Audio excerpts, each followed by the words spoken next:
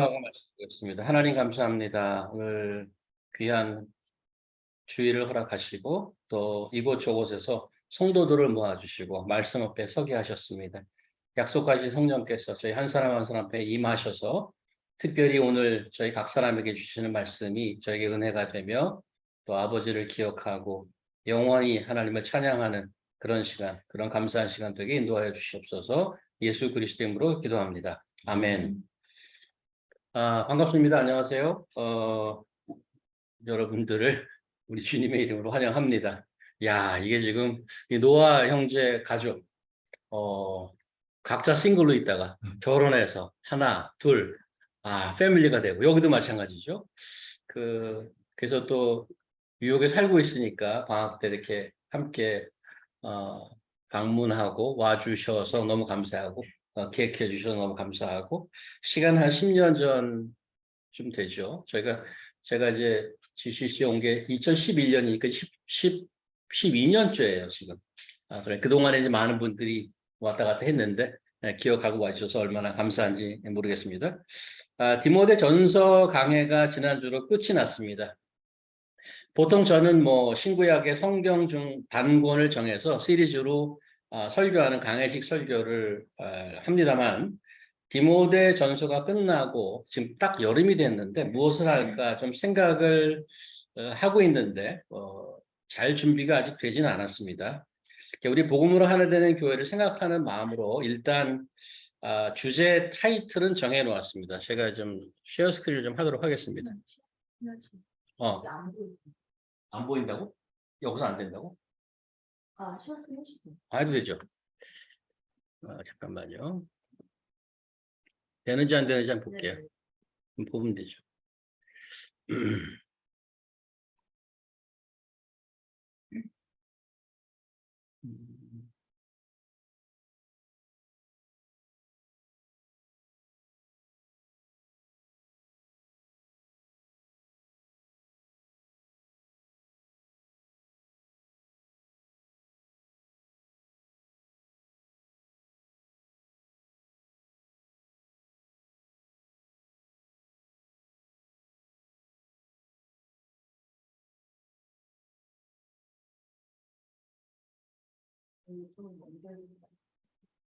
되나 안 되나 모르겠네. 네.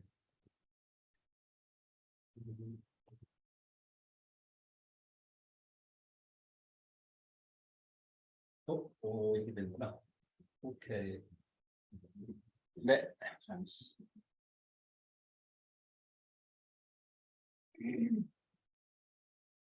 이게 보시면 되고. 됐어요? 잘 보이시죠? 오케이. 오케이. 복음으로 우리 교회를 생각하면서 다음번 시리즈 일단 제목을 제가 정했는데 이렇게 정했습니다. 다시 복음 앞에 라는 그런 어부가 생각이 나서 또 찬양도 있는데 영어 제목은 좀 다른데 Rethinking the Gospel. 우리가 가스포를 다 잘 알고 있는 것 같은데 다시 한번 복음을 고찰해 보는 내용이 될 것으로 생각이 됩니다. 그리스도의 복음을 통해서 우리가 받은 은혜와 구원, 그리고 구원받은 자로서의 책임과 미션에 대해서 다시 한번 확인하고 감사하고 헌신하는 시간이 되기를 간절히 바라는 마음으로 준비를 합니다. 설교는 대부분 이제 설교자 혼자 하는 건데 실질적으로는 근데 솔로 플레이는 아니라고 생각을 합니다. 온 공동체의 컨텍스트가 없으면 말씀은 그렇게 별 의미가 없습니다. 그래서 온 공동체가 함께 하나님의 말씀을 듣고자 하는 마음이 합쳐진 것이 설교라고 생각을 하고 있습니다. 그래서 여러분께서도 말씀을 통해서 다시 한번 복음 앞에 서서 삶이 나의 복음의 은혜 위에 세워지고 또 거듭나는 경험을 할 수 있게 해달라고 기도해 주시고 또 준비하는 저를 위해서도 기도해 주시기를 부탁드립니다. 준비되는 대로 다시 복음 앞에 시리즈를 시작하도록 하겠습니다. 자, 오늘은 그런 기대를 품고 시편 126편을 이제 보도록 하겠습니다. 오늘 데나 자매님이 이제 읽어주셨는데요. 얼핏 보면 지금 시의 분위기를 금세 잡기가 쉽지 않습니다. 2절에 보면 기뻐서 웃음이 가득하다는 말이 있는가 하면 5, 6절에는 눈물을 흘리며 씨를 뿌린다는 표현도 있습니다. 이 좋다는 건지 힘들다는 건지 금세 다가오지 않습니다. 그런데 잘 보시면 시제, 텐스, 시제가 섞여 있습니다. 1, 2절은 과거를 회상하는 내용입니다. 옛날을 너무 좋아서 꿈꾸는 것 같았고 입에 웃음이 가득했고 노래가 절로 나왔던 때가 있었습니다. 그런 때가 있었습니다. 이렇게 무엇이 그렇게 좋았던 걸까요? 1절을 보니까 여호와께서 시온의 포로를 돌려보내신 것 때문에 기뻤습니다. 이게 꿈인가 생시인가 알 수 없을 정도로 말할 수 없는 기쁨이 가득했던 때입니다.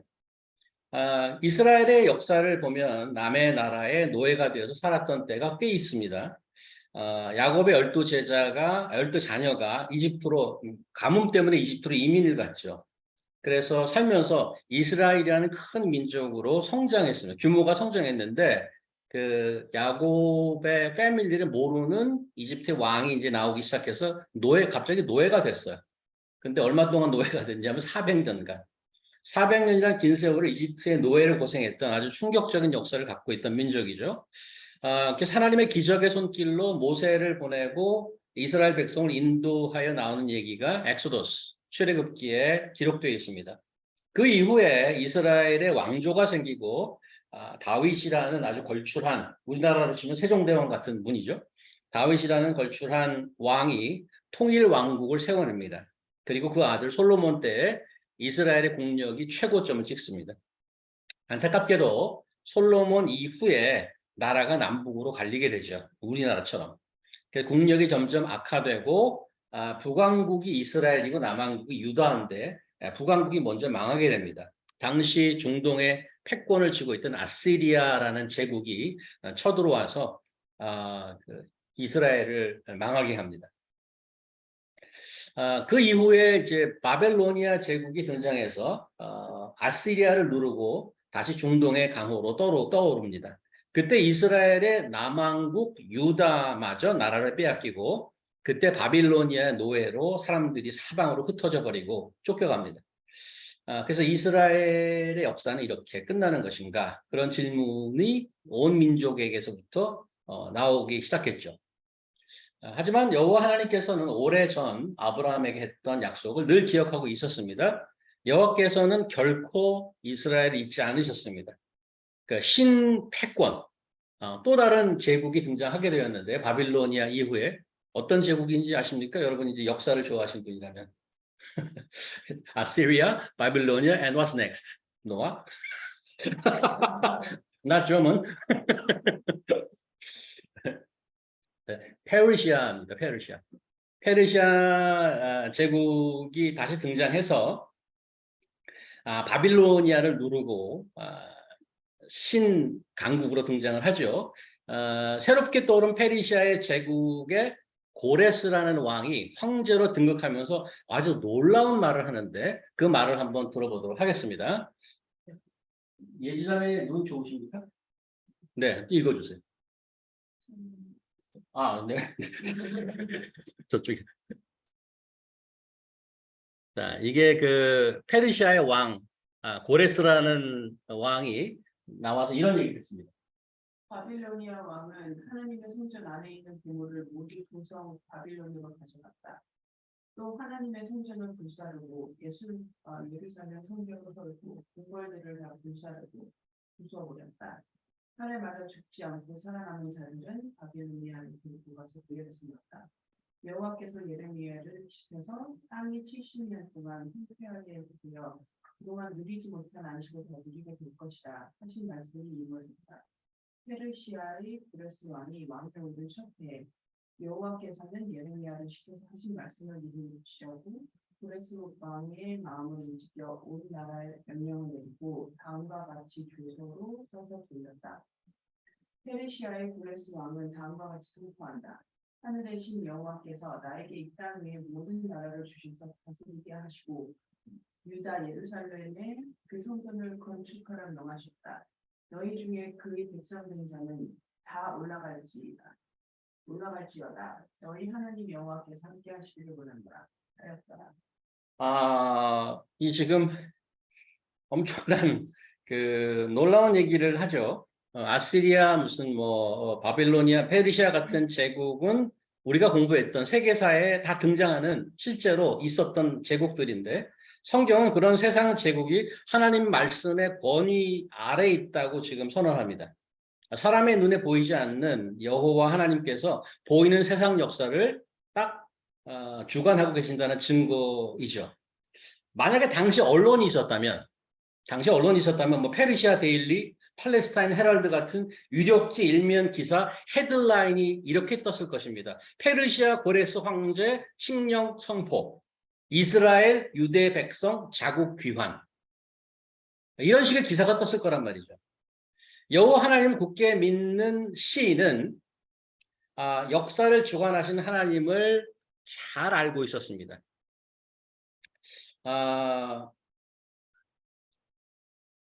시온의 포로를 돌려보낸 것은 고레스가 아니라 여호와 하나님이라는 것을 분명히 합니다. 이게 이제 고레스가 우리를 보냈다고 얘기하지 않고 여호와께서 보냈다고 지금 말씀합니다. 그 사건이 이스라엘 백성에게 얼마나 놀라운 일인지 시인은 그때를 분명히 하고 심지어 외신까지도 이스라엘이 이제 독립은 아니지만 귀환했다는 것을 타전합니다. 일본이 2차 세계대전에서 패하고 35년간 대한민국을 강제로 점거했습니다. 35년간 강점기에서 몸서리 쳤던 대한민국이 1945년 독립을 맞을 때 온 민족이 나와서 대한독립 만세를 불렀습니다. 이렇게.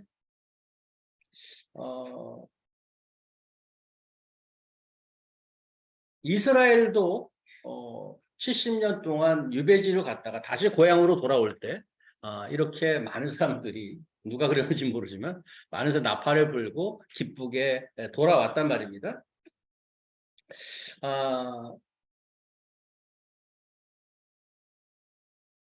그런데 이제 40년 그 다음이 문제인데 4절을 보시면 제가 읽겠습니다. 여호와여 네겝의 시드에 다시 물이 흐르듯이 우리의 포로를 돌려보내소서.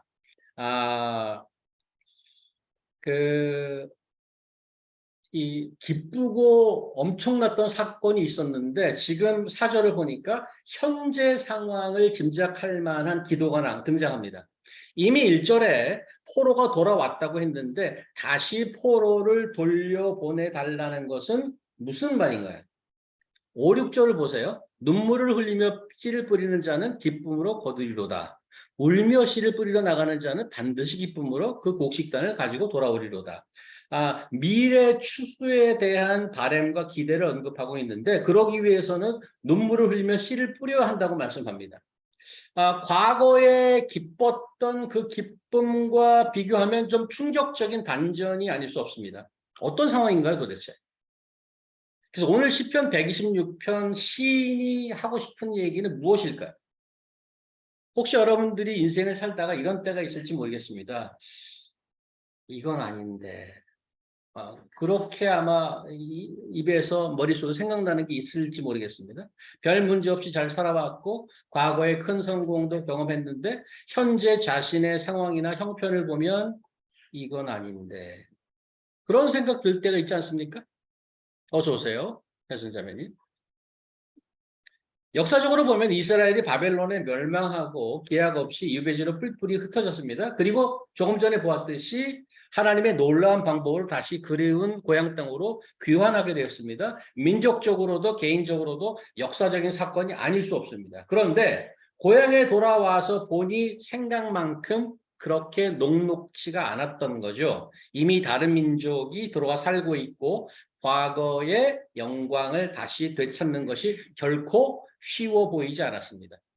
당시 바빌론의 포로로 잡혀갔던 이스라엘 백성이 한 번에 다 귀환한 것은 아닙니다. 3차에 걸쳐서 수르바벨, 에스라, 느헤미야라는 리더들에 의해서 백성들이 점차로 귀환하게 됐는데 그 기간이 한 90년 넘습니다. 조금씩 들어온 거죠. 그래서 아마 오늘 그 시편 126편을 지은 시인은 아마 1차 귀환을 경험하고 나서 이 시를 쓰지 않았나 하고 짐작하게 됩니다. 왜냐하면 포로를 또 돌려보내라고. 오긴 왔는데 그냥 시원치 않은 거예요. 아직 바빌론에 남아있는 자들이 많다는 것도 알고 있어요. 그래서 보내달라고 기도하는 것입니다. 그런데 왜 시인은 눈물을 흘리며 시를 뿌린다고 했을까? 정치 역사 말고라도 자기 민족의 신앙 역사를 돌이켜 보면 포로로 쫓겨갔다가 돌아온 것만으로는 모든 것이 회복되었다고 보기는 어려웠습니다. 우리 젊은 시절 이런 생각을 많이 혹시 하지 않았습니까? 유학만 갈 수 있다면, 영어만 잘할 수 있다면, 노아는 한국말만 좀 더 잘할 수 있다면, maybe 학위만 마칠 수 있다면, 논문만 통과된다면, 졸업하고 취업만 된다면, 결혼만 한다면, 우리는 이런 꿈을 갖고 세상 늘 어떤 성취를 이루는 것에 대해서 얼마나 많이 애를 쓰고 여기까지 왔는지 모릅니다. 정말 그것만 되면 세상을 다 통치할 것 같은 그런 기분이었습니다. 그런데 막상 그것을 다 가지고 보니 자꾸 이런 생각이 듭니다. 여기까지 오긴 했는데 왜 이러지? 이건 아닌데.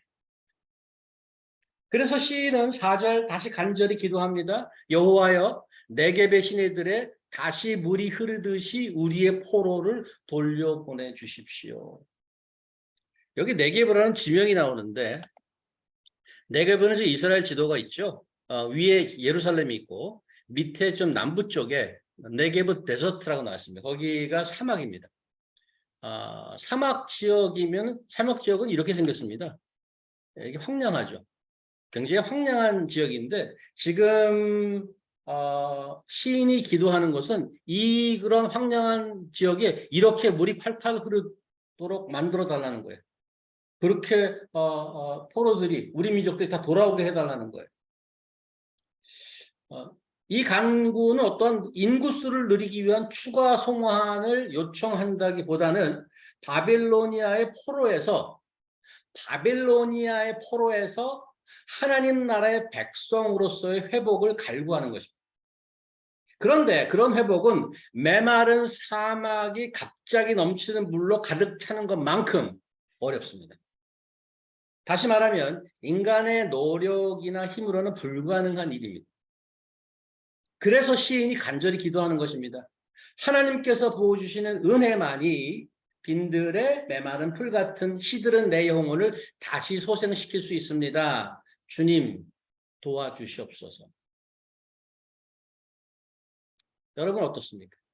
살면서 이건 아닌데 라는 생각을 가져보신 적 있습니까? 그냥 사막같이 메마른 땅에 그럭저럭 살 수는 없다. 하나님의 자녀다운 삶을 살아야겠다. 간절히 외쳐보신 적이 있으십니까? 기도를 열심히 했느냐를 묻는 게 아니고 우리 인생은 하나님의 은혜가 필요한 존재라는 것을 절실히 깨닫고 그 은혜를 절실히 사모한 적이 있는가를 묻는 것입니다.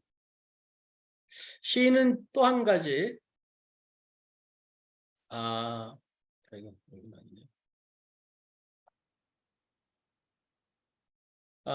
1, 2절 과거의 기쁨과 결이 다른 기쁨을 말하고 있습니다. 포로에서 자유인이 된 것은 놀라운 일입니다. 무엇보다도 기쁜 일입니다. 그런데 무엇을 위한 자유인가를 아는 것이 더 놀라운 일입니다. 그리고 그것이 성숙한 기쁨, 꽉 찬 기쁨을 가져다 줍니다. 5, 6절 같은 내용은 두 절이 같은 내용의 반복이죠. 반복한다는 건 강조하는 겁니다. 눈물을 흘리며 씨를 뿌리는 자는 기쁨으로 수확할 것입니다. 분명히 수확할 것입니다. 반드시 단을 거둘 것입니다. 이들이 바빌론에서는 울지 않았을까요? 바빌론에 있을 때. 더 울었을 것 같아요. 그죠? 힘드니까. 근데 또 돌아왔는데 또 눈물을 흘려요. 포로 생활에서는 그렇게 많이 울었을 거예요. 힘들어 죽겠다고. 돌아왔는데 왜 또 눈물을 흘리죠? 바빌론의 눈물과 약속의 땅 고향으로 돌아와서의 눈물은 어떤 차이가 있을까요? 그 차이는 포로의 눈물과 하나님의 자녀의 눈물의 차이입니다. 바빌론이든 이스라엘이든 밭을 가는 흙일은 다 힘듭니다. 땅을 일구고 씨를 심고 결실을 맺을 때까지 잡초를 제하고 돌보는 일은 지루하고 시간이 오래 걸리고 어렵기 이루 말할 수 없습니다. 5, 6절의 눈물은 노동의 어려움 때문에 흘리는 눈물의 의미도 물론 있을 수 있지만 더 이상 포로가 아니고 하나님의 자녀로 회복되어서 그 하나님을 예배하는 일에 동참할 수 있게 된 기쁨의 눈물입니다. 오늘 이 시는 제일 위에 부제가 붙어 있습니다. 여기 나오지 않았지만 성전으로 올라가면서 부르는 시입니다. 하나님께 예배하는 시죠. 4절처럼 하나님께서는 무한한 능력으로 우리에게 넘치는 은혜를 순식간에 베풀어 주실 수 있습니다. 하지만 우리를 스포일되고 게으르고 버릇없는 자녀로 그냥 내버려 두진 않습니다. 하나님의 은혜를 확인하고 진정으로 누릴 수 있도록 우리가 그분의 일에 동참하도록 이끄십니다. 오랜 시간을 걸쳐서 하나님의 은혜에 참여하고 경험하게 하여서 하나님의 살아계심과 세상을 향한 그분의 뜻을 나타나게 하십니다. 그러려고 자유를 주셨단 말이죠. 우리가 은혜로 예수를 믿게 된 것도 죄의 노예에서 벗어나 진리로 자유케 된 하나님의 자녀로 이렇게 살 수 있는 것도 그의 영광을 위해 살기 위함입니다. 하나님의 은혜의 눈물로 동참하지 않는 자유는 여전히 포로와 같은 눈물 흘리는 삶을 살게 될 것입니다. 계속해서 이건 아닌데 라는 질문이 자꾸 꼬리에 꼬리를 물고 나오게 될 것입니다. 우리의 개인적인 삶에만 성경이 말씀하는 것은 아닐 것입니다. 서두에 말씀드렸습니다만 10여 년 전, 12년 전이죠. 정확하게 얘기하면 12년 전 우리 GCC 복음으로 하나 된 교회는 꿈과 비전을 가지고 전 세계인이 모이는 이 맨하탄에서 공동체를 시작하는 놀라운 은혜를 받게 되었습니다. 그때 당시에 우리 노아 자윤자매도 있었고 여기 지금 많은 분들이 초기에 있었는데 많은 분들이 이런저런 이유로 떠나가게 됐습니다. 그리스도를 믿고 구원받은 자들이 열심히 말씀을 보고 봉사하고 기도하고 이 시간까지 왔는데 언제부터인가 힘이 빠지고 이건 아닌데 라는 생각이 들기 시작했죠. 그래서 지금 우리는 시편 기자의 말씀에 의지하여서 간구할 때라고 믿습니다. 메마른 땅에 생수가 흐르듯 빈들의 마른 풀 위에 단비를 내리시듯 포로 같은 삶에서 벗어나서 복음의 자유로 살게 해주시옵소서. 은혜의 복음, 진리의 복음으로 돌아가 우리 속에 다시 부흥의 물결이 솟아나게 해주시옵소서. 간절히 간구할 때라고 믿습니다. 우리는 전적으로 하나님의 은혜가 필요한 존재들입니다. 하지만 그 은혜에 감사하고 동참하는 눈물로 씨를 뿌리는 헌신이 동시에 필요하다는 것을 기억하시기 바랍니다. 눈물로 씨를 뿌리러 나가는 자만이 하나님께서 부어주시는 은혜의 기쁨을 열매로 거두고 돌아오게 될 것입니다. 예수를 믿고 신앙생활을 하던 에베소 교회 크리스찬들을 위해서 기도했던 바울의 기도를 한번 같이 들어보도록 하겠습니다.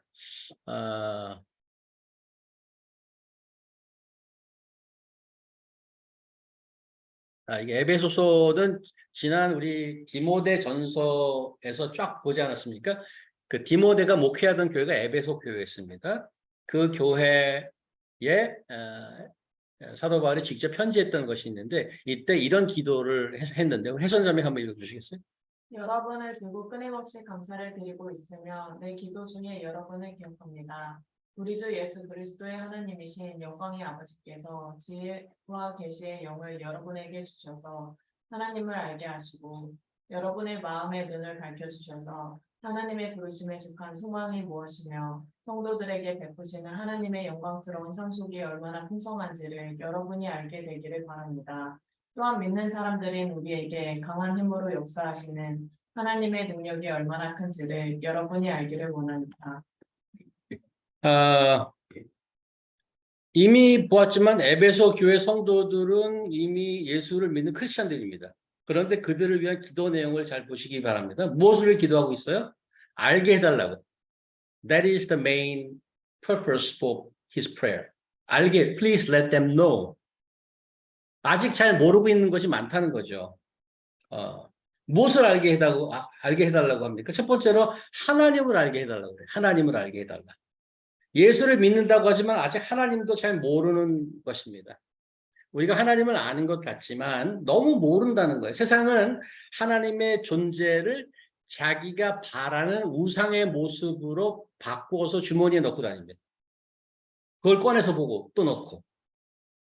자기가 만든 하나님, 자기가 만든 우상이 아니라 여기 성경에 나오듯이 지혜와 계시의 영을 통해서 아는 하나님. 그렇게 아는 하나님을 진짜 하나님 알기를 원한다. 그것이 첫 번째 기도 제목입니다. 하나님을 제대로 아는 길이 있는데 지혜와 계시의 영. 계시라는 말은 성경 말씀을 얘기합니다. 성령이 우리의 눈을 밝혀서 우리가 말씀을 읽을 때 그 말씀을 깨닫게 하는 것이 성령의 역할이신데 그 말씀을 통해서 하나님이 누구이신지를 아는 겁니다. 여러분은 하나님을 얼마나 아십니까? 아니면 여러분 그냥 아이디어로 그냥 이런 분일 거라고 짐작하고 계십니까? 두 번째 기도 제목은 소망을 알게 해달라는 거죠. 이 세상에 나와서 무엇을 위해 사는가에 관한 기도입니다. 하나님께서 그리스도의 복음을 통해서 우리를 불러 자녀를 만들어 주셨는데 이제 그렇다면 무엇을 위해 살겠는가? 나의 꿈, 나의 소망은 무엇인가? 여러분, 하나님께서 여러분과 저를 왜 크리스천으로 불러 주셨는지 아십니까?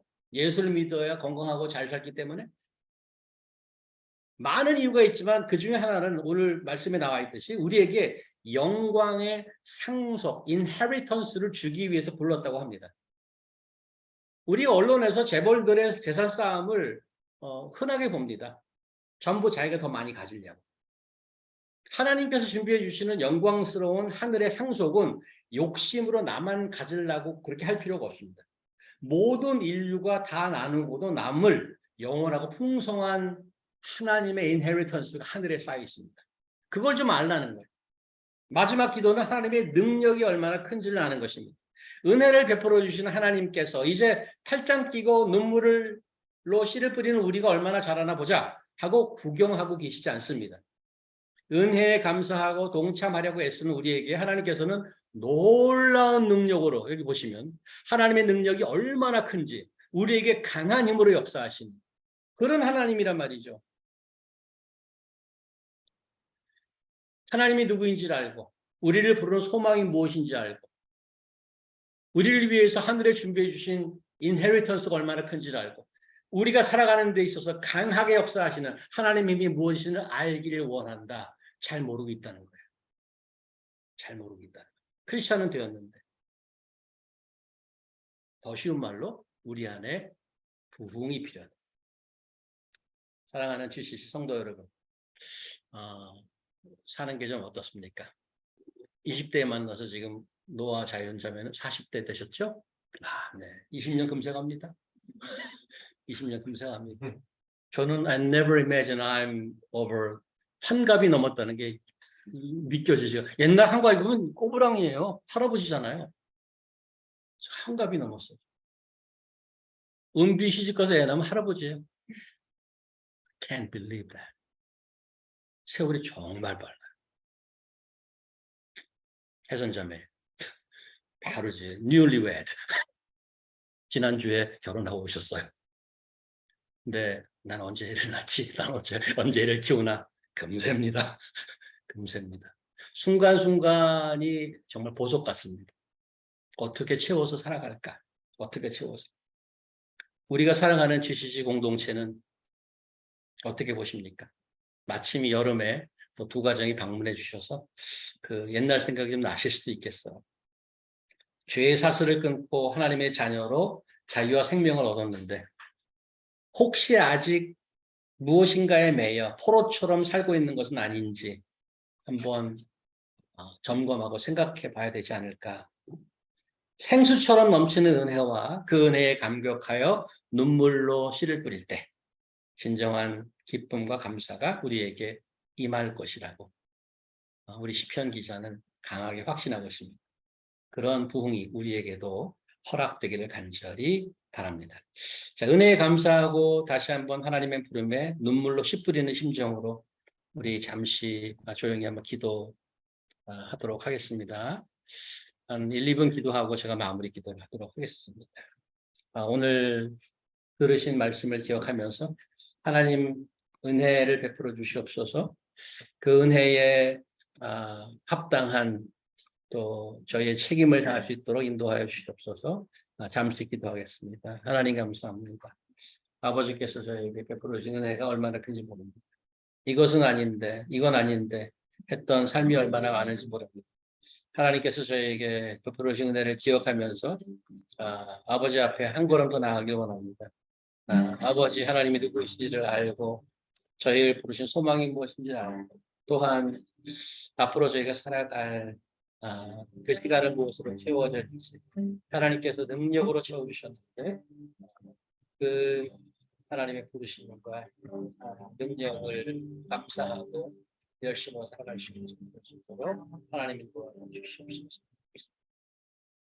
하나님 감사합니다. 오늘 또 시편을 통해서 아버지께서 귀한 말씀을 허락해 주셨습니다. 저희 삶을 한번 점검해보고 저희 신앙을 한번 점검해보고 저희의 공동체를 한번 점검해보고 이제 아버지께서 이 온 세상을 위해서 두신 놀라운 뜻을 또 저희가 맡은 영역과 저희의 맡겨진 시간과 공간 속에서 눈물로 씨를 뿌리는 죄를 될 수 있도록 아버지 인도하여 주시옵소서. 감사하며 예수님 이름으로 기도합니다. 아멘.